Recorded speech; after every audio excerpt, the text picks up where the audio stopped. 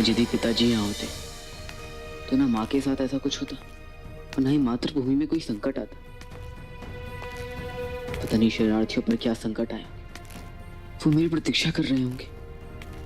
पर मैं अपनी माता को इस अवस्था में अकेला छोड़कर कैसे जा सकता हूँ? हे ईश्वर, मेरी सहायता करिए, अन्यथा मैं उन लोगों की सहायता नहीं कर पाऊंगा।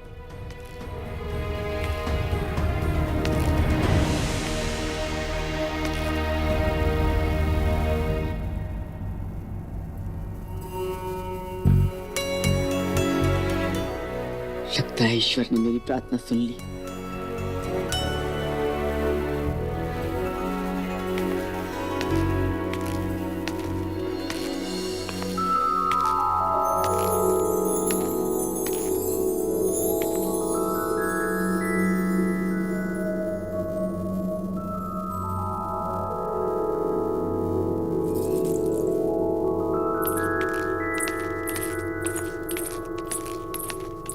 स्मरण है आपको? आपने मुझसे कहा था कि आप मेरे लिए कुछ भी करेंगी। मैं अपना वचन भूलती नहीं अशोक। मुझे कुछ आवश्यक कार्य के लिए राजभवन से बाहर जाना पड़ रहा है। मेरी अनुपस्थिति में क्या आप मेरी माँ का ध्यान रख सकती हैं? कहाँ जा रहे हो तुम? और यदि सुशीम को पता चल गया तो? सुशीम ने तुम्हें राजभवन से बाहर ना जाने का आदेश दिया है। आप निश्चिंत रहिए, बस ये बात अपने तक ही रखिएगा।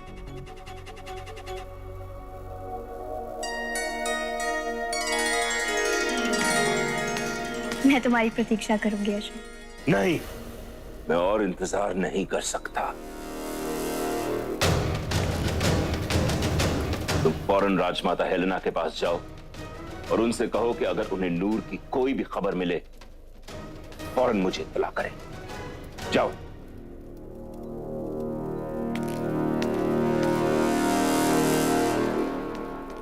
नूर, कहां हो तुम? इतने दिनों से तुम्हारी कोई खबर नहीं मिली। इसके दो ही मतलब हो सकते हैं, या तो तुम्हें कुछ हो गया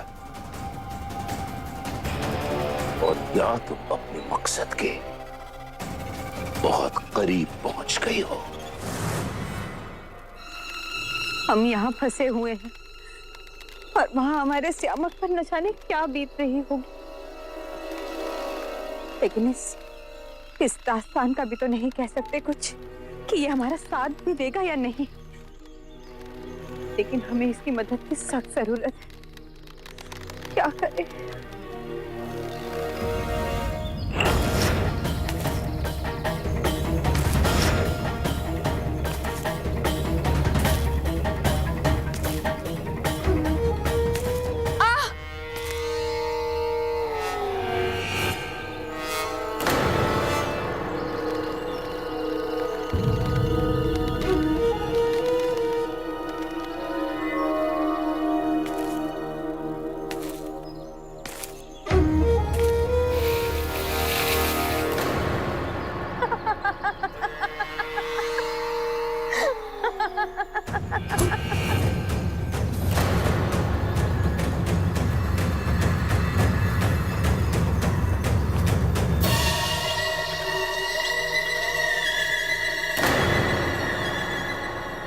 आपसे आग बुझती भी है और भड़क भी सकती है।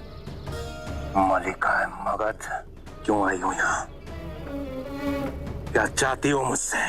हमने बिंदुसार के साथ जो भी वक्त गुजारा, उस वक्त ने हमें ये यकीन दिला दिया कि हम बिंदुसार से कितनी नफरत करते हैं और तुमसे कितनी मोहब्बत। अगर इतनी ही नफरत थी उससे तो शादी क्यों की? हमसे हमारी मर्जी किसी ने पूछी ही कहाँ थी दास्तान।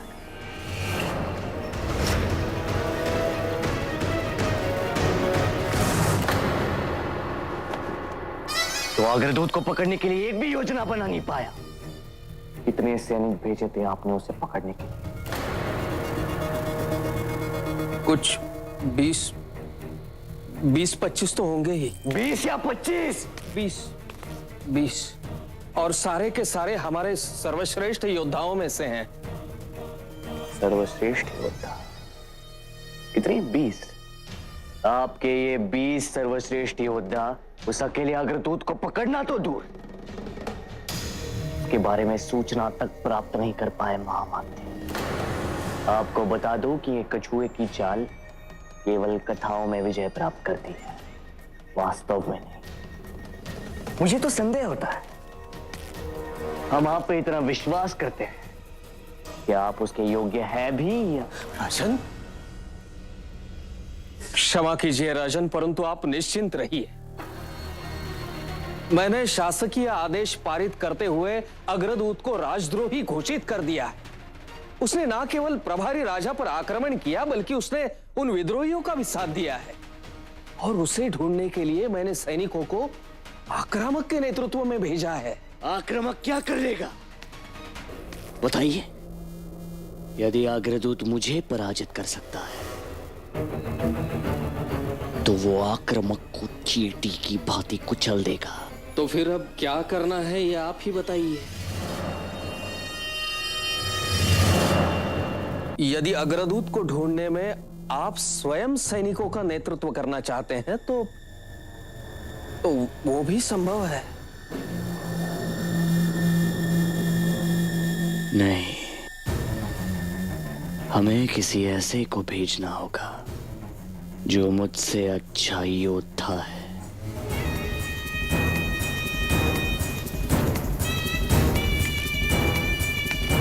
और एक बार अग्रदूत मेरी पकड़ में आ गया तो मेरे मार्ग की एक और बाधा दूर हो जाएगी, और फिर मेरे युद्धकोश में वृद्धि होने से कोई नहीं रोक सकेगा।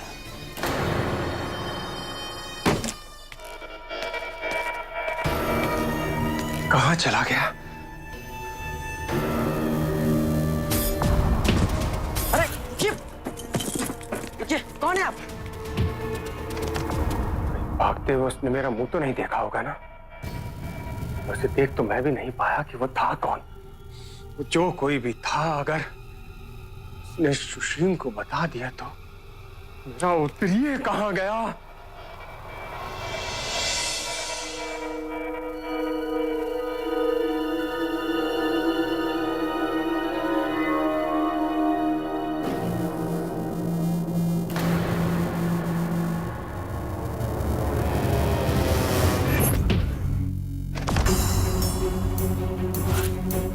ये मानचित्र किसका हो सकता है?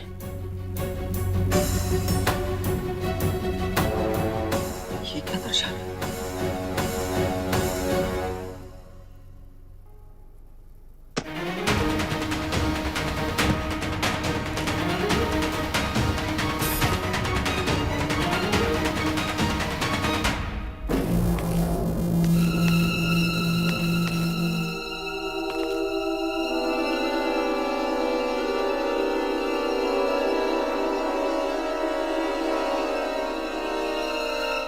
क्या छुपा रहे हो मुझसे जो मुझे देखकर इतना घबरा गए? ऐसा कुछ नहीं है ब्रदर। वो क्या है ना, पिछले कुछ दिनों में हम जितनी बार भी मिले उसका परिणाम मेरे लिए बहुत कष्टदायी रहा। इसलिए अब आपके ऐसे अकस्मात सामने आने से मुझे थोड़ी घबराहट होने लगी।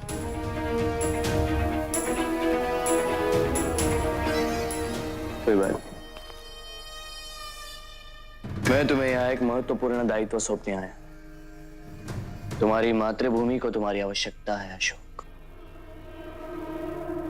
तुम सैनिकों की एक विशेष टुकड़ी का नेतृत्व कर अग्रदूत को पकड़ के यहां लाओगे।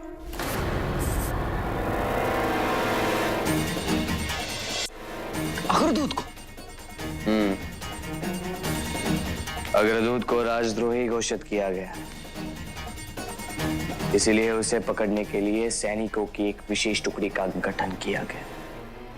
मुझे पूरा विश्वास है कि अग्रदूत इन विद्रोहियों की सहायता करने, इनकी रक्षा करने अवश्य आएगा। और इस बार तो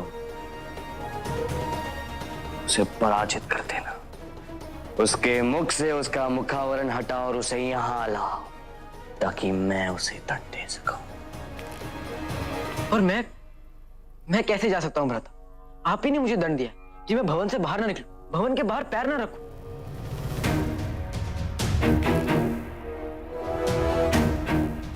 समझ लो मैंने तुम्हें मुक्त कर दिया।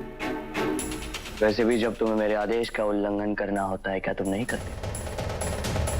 अपनी इच्छा अनुसार सब कुछ तो कर देते हो। पर मैं अपनी माता को इस अवस्था में छोड़कर नहीं जा सकता। मातृभूमि में तो माँ है अशोक, उसकी चिंता नहीं है तुम्हें। तो जो जब पिताजी महाराज लौटेंगे उन्हें ज्ञात होगा कि सही समय आने पर तुमने राज्य की सेवा नहीं की, तो उन्हें कितना दुख होगा। उन्होंने तो कहा था तुमसे अपने दायित्व निभाने के लिए, कहा था। वैसे भी क्या तुम महायोद्धा केवल नाम के लिए बने? अशोक, तुम एक राजद्रोही को पकड़ने में सहायता नहीं करना चाहते।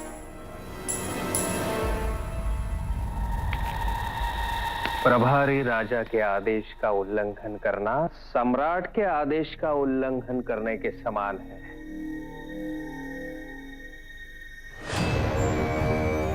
शीघ्र तैयार होकर बाहर आओ।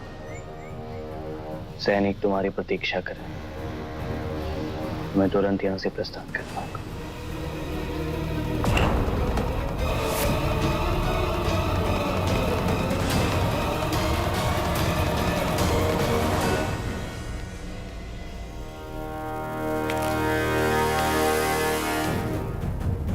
यदि मैं अशोक बनकर आचार्य आक्रमण के साथ गया तो मैं अग्रदूत बनकर अपने मित्रों और उन शरणार्थियों की सहायता, उनकी रक्षा कैसे करूंगा? एक ही समय पर अशोक और अग्रदूत दोनों कैसे बनूंगा मैं?